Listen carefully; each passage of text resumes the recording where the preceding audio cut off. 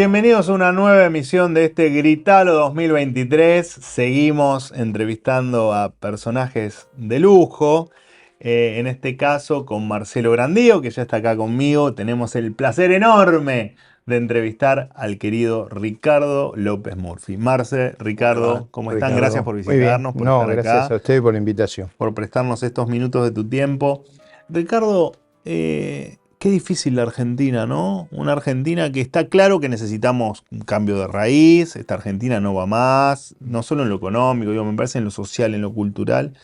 Y sin embargo, todavía no sabemos qué camino va a tomar la Argentina en el balotaje. ¿Cómo lo ves vos? Sí, es cierto que la elección primaria nos generó a muchos de nosotros un shock grande sobre nuestras expectativas y hubo dos cosas o tres cosas difíciles de entender. La primera fue que los hechos de corrupción parecen no haber afectado a Kicillof y Ujú. cuando Que estaba de el por sí es problema. increíble, ¿no? Claro, porque estaba el problema, no que él estuviera implicado, sino que él no tuviera control sobre su jefe de gabinete, ¿no? Ujú. Porque las acusaciones a Insaurralde no son solo enriquecimiento ilícito, sino son falsedad ideológica. Él se firmaba decretos Sí, allí sí, en España y en el aparecía, chat. claro, y aparecía como firmado en La Plata, o sea. Pero la pregunta que uno se hacía es cómo el gobernador no sabía qué hacía su jefe de gabinete, no sabía que viajaba, hizo 200 viajes a Mm. Urralde. Entonces, ahí hay un tema de por qué la opinión pública, la ciudadanía en La Plata y Loma de Zamora, que fueron dos distritos muy afectados por estos hechos, el kirchnerismo logró resultados realmente asombrosos. Ujú. Porque, segundo lugar, en todos los países del mundo, cuando hay una crisis económica como la que tenemos, un fracaso tan ostensible como tuvo el gobierno de Alberto Fernández, que gane la elección su candidato, es una cosa incomprensible para mí. O sea, todo salió mal y ganaron. Eh, Eso para mí fue muy difícil de asimilar Por supuesto. y de entender. Y la tercera, que es quizá la más relevante, es la no percepción por el liderazgo, por la sociedad, esto que tú decías, que es que el sistema es inviable. Ujú. No es un problema de mérito relativo. Aunque fuera viable, a mí no me gustaría. O Mm. sea, no me gusta este tipo de organización política, económica, de controles, pero si tuviera viabilidad es una discusión de mérito. Acá no es una discusión de mérito, ese sistema está estallando. Sí, Nos claro, hemos por quedado sin supuesto. reserva, estamos al borde de una hiperinflación, estamos digamos, con la Pero salud evidentemente sin una insumos. porción de la sociedad lo valida eso, ¿no? Bueno, pero ahí viene, eso tiene que ver con una expectativa de que vamos a ir empobreciéndonos y fracasando, pero es como una decadencia aceptada. Ahora, aún esa reflexión es equivocada, porque esto no es viable, o sea, todo este sistema no funciona más, está colapsado. Muchos lo ven ostensiblemente, yo cuando faltó nafta el otro día era una cosa loca, porque además le Surrealista. echaban la culpa a cualquiera, menos a los responsables. En todo caso, YPF y todo eso está bajo control de ellos. Y lo ves en la falta de insumos médicos. Yo el otro día, ustedes vieron que en la pelea política argentina se dicen barbaridades. Yo Sí. nunca contesto insultos, pero hay uno muy simpático que es que nos dicen viejos orinados, así que yo he resuelto ir más seguido al urólogo para chequear que eso no es cierto. Entonces, el urólogo me hacía un comentario que me dejó aterrado. Dice, trate de no enfermarse, porque si se enferma no hay No hay cómo insumos. enfrentarlo el problema. Y eso no me lo dijo con un ánimo Sí, irónico, sarcasmo. negativo, sino me dijo, mire, los insumos que nosotros usamos no están. No están ni los conseguimos, o sea, Había que pensar en mudarse a Uruguay para ir a buscar los insumos. Una cosa muy loca. Entonces, cuando pasa eso, esa inviabilidad, mi impresión es que debió haber en la sociedad argentina una reflexión. Sin embargo, hubo una ratificación al gobierno de Alberto Fernández que la verdad a mí me impactó. Pero Ricardo, disculpa Manu, yo creo también que eso tiene que ver un poco la autocrítica que tienen que hacer en Juntos por el Cambio, porque la verdad todo el mundo, o sea, se pensaba que iba a llegar por ahí Patricia Burri, o en su caso anterior Larreta, un balotaje con Milei, y teniendo en cuenta toda esta explicación que está dando política, donde estamos llegando a una situación de crisis total argentina, tener ahora al candidato a Massa como el más votado llama la atención. No, claro, no, si yo creo que tenemos una autocrítica, sin duda la cuestión no funcionó y eso hay que entenderlo y cometimos errores. Por ejemplo, yo creo que un error que cometimos muy ostensible fue que no pudimos imponer los temas de debate, o sea, los temas de debate nos fueron impuestos.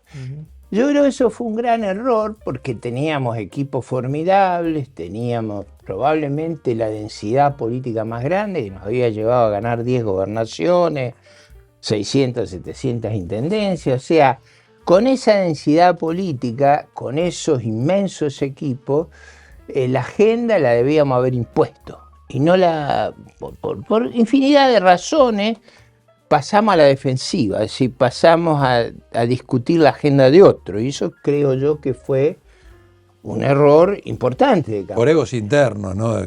También no, yo creo que hubo mucho digamos, de dejarse llevar por una agenda que no era propia y que no era la más pertinente, pero bueno, a veces hay errores en la campaña. Segundo error, o no error, pero que no lo supimos explicar, es que hubo una gran disputa por el liderazgo en la fuerza opositora. Esa disputa es legítima. No hay forma de elegir a dedo en una fuerza política compleja. No, pero fue desgastante, la interna con Larreta. Exactamente. Y yo creo que para la ciudadanía no lo supimos explicar, que no había otro camino, que eso era necesario, que eso era esclarecedor, que eso determinaba los liderazgos, que iba a haber liderazgos tamizados. En lugar de eso, la sociedad pasó a atribuirnos como un alejamiento de los problemas de la ciudadanía concentrados en nuestro problema de seleccionar los candidatos. Y el tercer elemento, que es muy crítico, y yo no tengo una buena explicación ahora, hasta julio Patricia Burri lideraba con mucha holgura las encuestas. Julio en adelante se cae, y todavía yo no sé por qué pasó eso, o sea, algo hubo en la comunicación, yo no tengo una buena explicación porque no cambió mucho lo que decía. Yo, por ejemplo, creo que se hizo una campaña, ella en particular, exageradamente intensa, con mucho compromiso físico. Eso probablemente la afectó mucho para el primer debate, porque fui enferma al primer debate. Entonces, yo creo que ahí hubo un error de campaña, digamos, lo más importante es preservar la salud del candidato. Lo segundo es darle frescura. Para eso hay que dejar que la campaña la protagonicen no solo el candidato, sino otros. Y no lo hicimos, no se supo, hubo errores de conducción. Bueno, cuando uno le va mal, primero tiene que reconocer que le fue mal, y no fue mal. No fue mal teniendo los mejores equipos, un formidable despliegue territorial, una cobertura institucional enorme. ¿Por qué ganábamos en las provincias a veces por 60% y después nos va tan mal en la elección federal? Bueno, eso es un tema, yo creo que lo vamos a entender dentro de algunos meses. O sea, cuando hay un fracaso tan grande como el que tuvimos, lleva tiempo en procesarlo, desentrañar, desenredar digamos, la punta del ovillo. Ricardo, te estoy No, interrumpiendo, tranqui. hermano. Vos tenés una esencia liberal, ¿no? Sí. Bastante liberal. O sea, No, muy claramente. He sido durante muchísimos años el barco emblemático del liberalismo. Lo he sido en la política argentina y latinoamericana. He sido presidente de la Red Liberal de América Latina. Durante muchos años he sido una figura muy, muy identificada. Es decir, una cosa que es fácil conmigo es que aguanto el archivo. ¿y entonces lo vas a votar a Javier Milei? Yo, ¿cómo he explicado este tema? Los balotajes son por la negativa. O sea, nuestro sistema institucional, esto es importante entenderlo, siempre yo creí que la política era un acto de docencia. Nuestro sistema institucional elige por preferencia en la primera vuelta y por negatividad en la segunda. Sí. Uno lo que hace es rechazar el candidato que le parece más dañino a sus convicciones y a su visión Lo institucional. menos peor. Y he señalado hasta el hartazgo, creo que fui el primero que habló sobre eso, de mi antagonismo con Massa y con lo que Massa representa. En términos de la división de poderes, el juicio a la Corte es un escándalo como pocas veces yo he visto.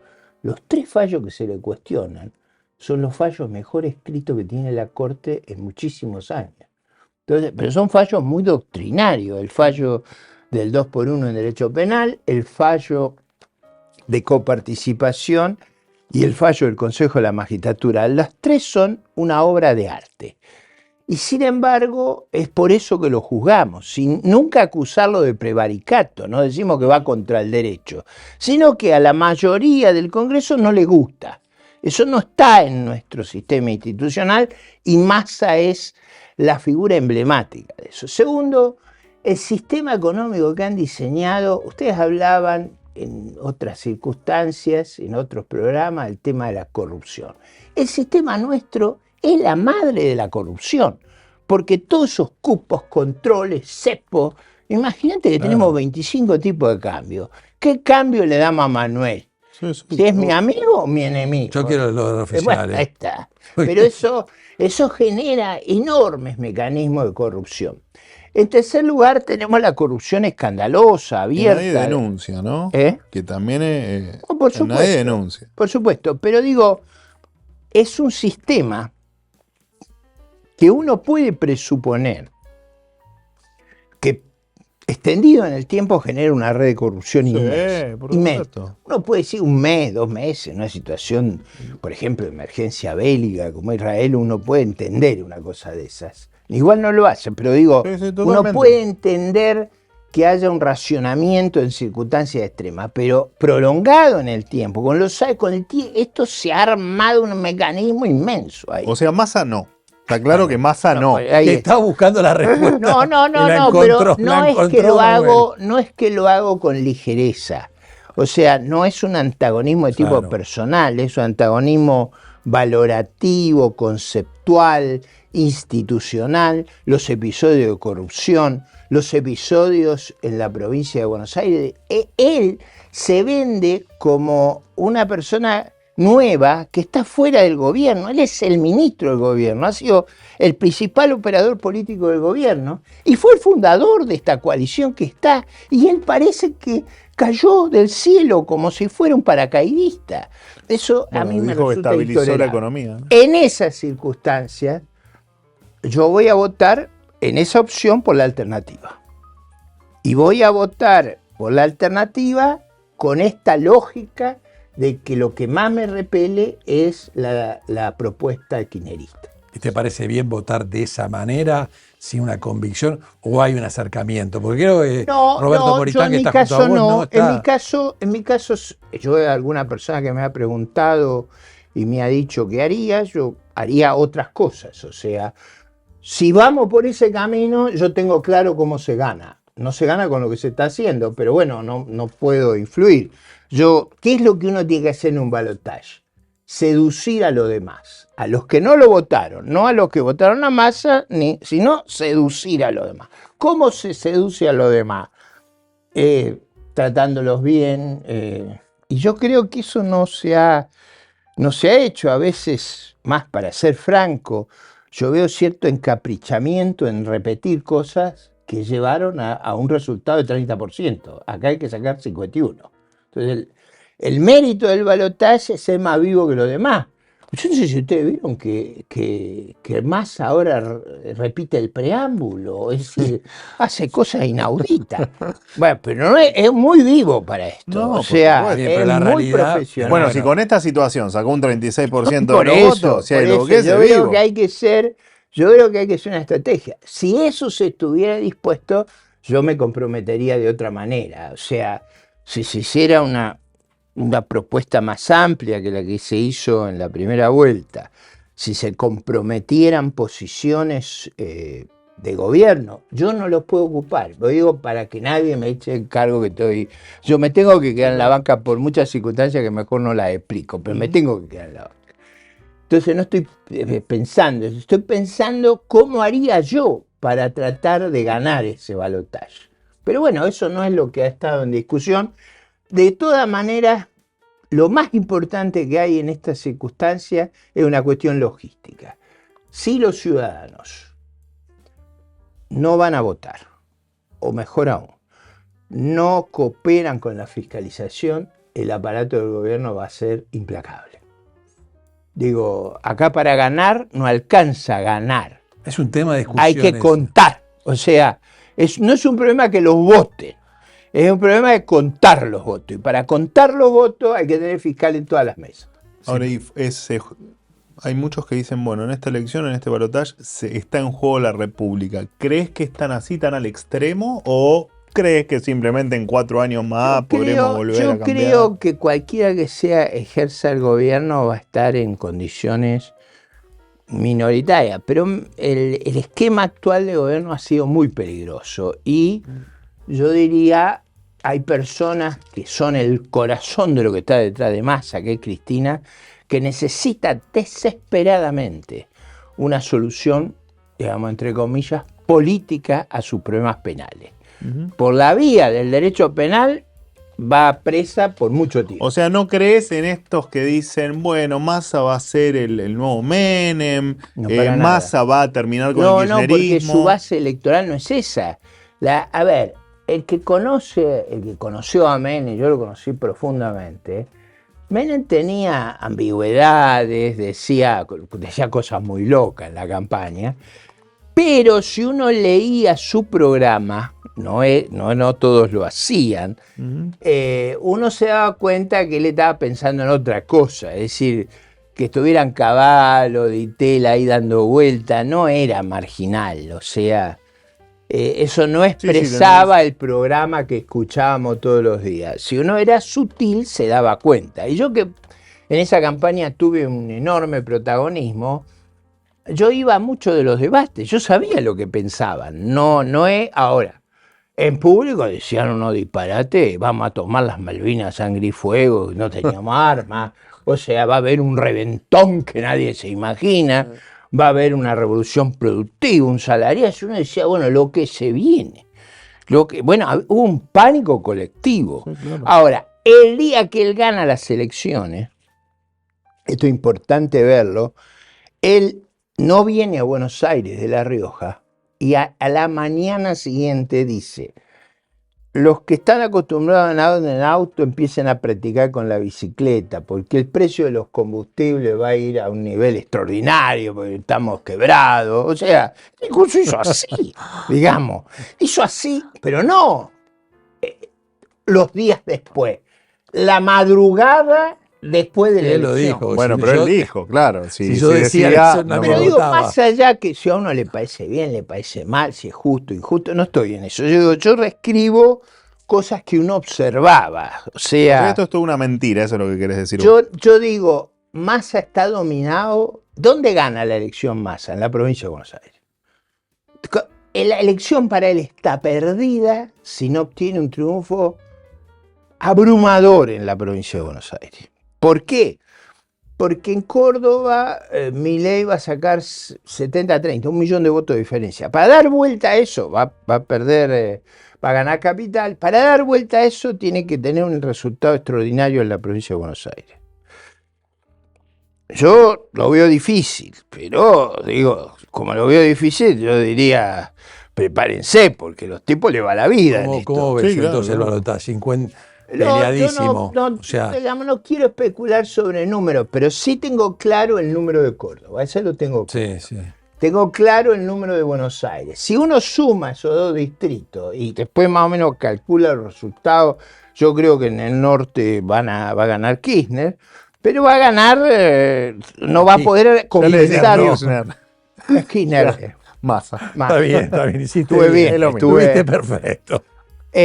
Yo creo que va a ser donde, es decir, para dar vuelta Córdoba y Capital, que es donde yo creo que va a haber, uno necesita un triunfo espectacular en la provincia de Buenos Aires, en la tercera sección electoral, para hacer lo que va de Matanza a Florencio Varela, que siempre ha sido donde ellos han hecho por supuesto. la diferencia. Hay que fiscalizar. Yo creo que eso requiere una fiscalización. Es un territorio complicado, como lo es Santiago del Estero, como es Formosa. En Santiago hay mesas que sacó 99%. Ni en el estalinismo pasaba esto. En el estalinismo, ustedes son más jóvenes que yo, pero en el estalinismo, si uno votaba contra Stalin, iba en la buena al campo de concentración, a los gulag, y en la mala a un hospital psiquiátrico, porque si vos discrepabas con Stalin, era que eras loco. Claro. Ahí Stalin no sacaba los resultados que sacaron en Santiago del Estero. Es tremendo. Claro. Sí, yo no quiero desaprovechar lo que lo tenemos al Bulldog, a Ricardo, porque soy un poco más joven que vos todavía sos joven, pero bueno, No, me autopercibo muy joven. Perfecto. Eso es una Ahora cosa... lo podés hacer. Claro, ahora por ahí hasta te dan un plan, mirá. Hay algunos que se autoperciben gastos, Claro. se autoperciben. Sí. Algunos no saben, pero bueno, en el 2000, en el 99, cuando se unió la Rúa, vos fuiste ministro de Economía. Ministro de Defensa primero. Primero de Defensa, después. Y llegaste con unos cambios que realmente, yo me acuerdo de la joven y dije, bueno, ya está, con esto se va a solucionar. ¿Qué sentí de lo que pasó y si hoy está la situación peor que en ese momento? No, la situación... ¿Por qué vos te tuviste que ir en ese momento A ver, y la situación de ahora? La situación objetiva de aquella época era terrible. Habíamos recibido 3 shocks devastadores para Argentina. El primero fue una dramática caída de las commodities. La soja cayó a $140. Fue una cosa inolvidable, la adversidad. La segunda fue ustedes se acuerdan, la declaración de cesación de pago de Rusia, que cerró los mercados cerró los mercados capitales. Quebró Rusia, ¿no? Quebró Rusia. Quebró la Unión y Soviética. Se produjo una explosión de la tasa de interés que pagaban los países emergentes. A nosotros nos costó como 8 puntos, era una cosa terrible. Y como resultado de esas 2 crisis se derrumba Brasil, que era una economía 5 veces más grande que Argentina y muy cercana. Entonces, el contexto externo era increíblemente adverso, con la siguiente diferencia, a favor de aquella época. La economía estaba muy bien organizada, o sea, nosotros tenemos un sistema que era muy bien diseñado, y había un equipo de mucha calidad técnica. En un tsunami como el de Fukushima, los japoneses planearon 10 metros, nunca había ocurrido en mí. Al año vino una ola de 20 y se acabó la historia. Ahora, en esta circunstancia, acuérdense ustedes que en aquella circunstancia estaban en gravísima crisis Uruguay, Brasil, estaban todos quebrados. No, en esta circunstancia, todos nuestros vecinos también. O sea, el problema que tenemos esta vez no es ese terrible shock externo, esa ola de magnitudes inmensas, sino las torpezas de la política doméstica, que son abrumadoras. Ahora, lo que creo que ha pasado a lo largo de los años es que el país se ha descapitalizado. En aquella época estaba muy capitalizado, tenía adversidad, pero estaba capitalizado. Ahora tiene circunstancias favorables, pero está muy descapitalizado. No solo físicamente, sino humanamente. Hemos exportado gran parte de la juventud más preparada de Argentina. ¿Por qué se han ido? porque si alguien se imagina que Massa sigue, O sea, estamos difícil. peor, Manu. Clarísimo lo dejó Ricardo. Bueno, pero por lo menos lo que me queda claro es que el PRO, o en tal caso, buena parte de Juntos por el Cambio, se encolumna para las elecciones detrás de Milei. Entiendo que van a apoyar en términos de fiscalización y de los pormenores que se necesitan para... Yo creo que mucha ciudadanía va a ir a hacerlo, no por Milei ni por la alternativa, lo va a hacer por otra razón, que es valiosa, que está en riesgo la legitimidad. Si se percibe que hubo un fraude escandaloso, vamos a tener unos problemas de legitimidad extraordinarios.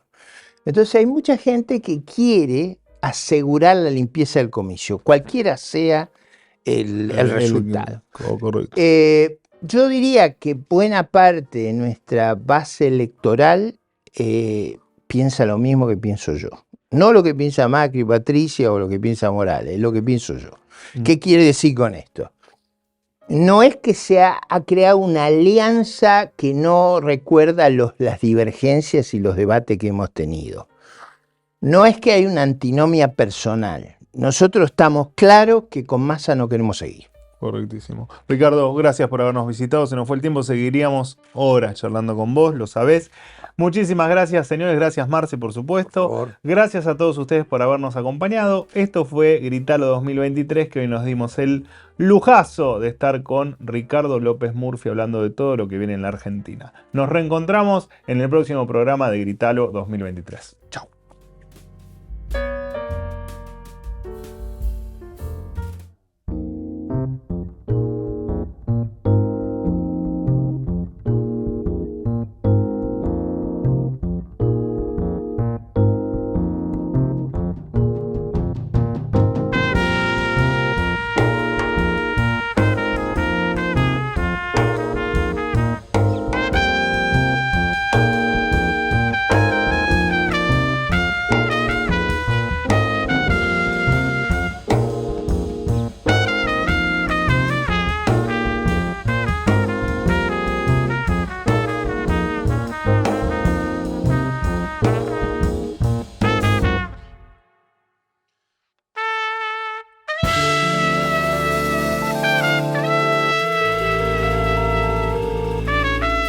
Capacitate de forma fácil y gratuita. Accede al Instituto Legislativo de Capacitación Permanente en legislatura.gov.ar. Legislatura porteña. Nos une la ciudad.